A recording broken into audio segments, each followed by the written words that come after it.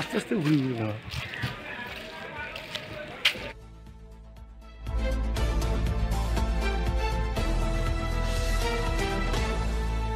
আজ 15 সেপ্টেম্বর, এটা দীঘা ডিপোর একজন চালক, কন্ট্রাকচুয়াল চালক।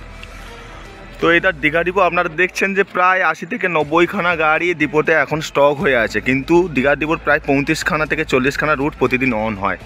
আপনার এর পেছনেও অনেক গাড়ি স্টক হয়ে আছে, কিন্তু আজকে দুদিন হলো, দুদিন না, এই পুরো মাসটাই আমাদের সবথেকে বড় সমস্যা যে তেল।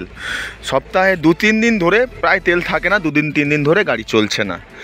তো যেখানে আমরা ক্যাজুয়াল স্টাফ যারা duty no work no pay, যারা আমরা ডিউটি করলে পয়সা পাই, নাহলে একটু পয়সা পাই না।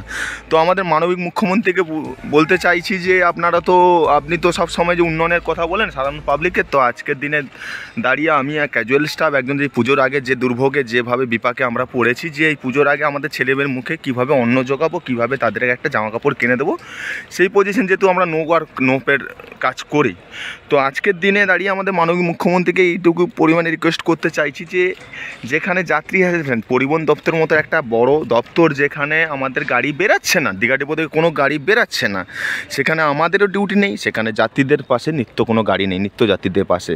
তো সেই আমরাও রুজি রুটির জন্য গাড়িটা নিয়ে রাস্তায় বেরালেও, তো ওরাও রুজি রুটির জন্য, পাবলিকও রুজি রুটির জন্য গাড়িটা বেরায়, যেহেতু আমরা সরকারি গাড়ি, আমরা পরিষেবার জন্য সবসময় মানুষের সেবা করার জন্য অস্থির হয়ে থাকি বা মানুষের সেবা করি পরিবহনের দপ্তরের মারফত। তো আজকের দিনে সেই টাইম মেনটেন্স বলুন আর যাই মেনটেন্স বলুন, তো আমরা একটা জীবন যুদ্ধে রাস্তায় পরিক্রমা করি, সেখানে আমাদের নিত্যযাত্রীরা যারা, তারা আমাদের মারফতে তারা এক স্থান থেকে অন্য স্থানে নিজেদের রুজি রোজগারের জন্য যেতে পারে। তো আজকের দিনে এত গাড়ি এখানে স্টক, কত স্টাফ বসে আছে, ডিউটি নেই। তো আজকের দিনে তেল নেই, আজকের দিনে তেল নেই।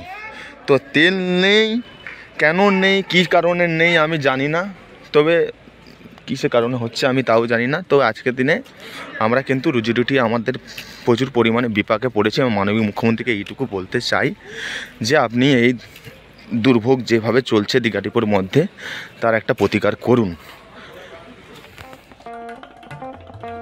দেশ থেকে বিদেশ, জেলা থেকে ব্লক, রাজনীতি, খেলা, বিনোদন, সমস্ত খবরের টাটকা আপডেট পেতে সাবস্ক্রাইব করুন আমাদের চ্যানেল হলদিয়া লাইভ।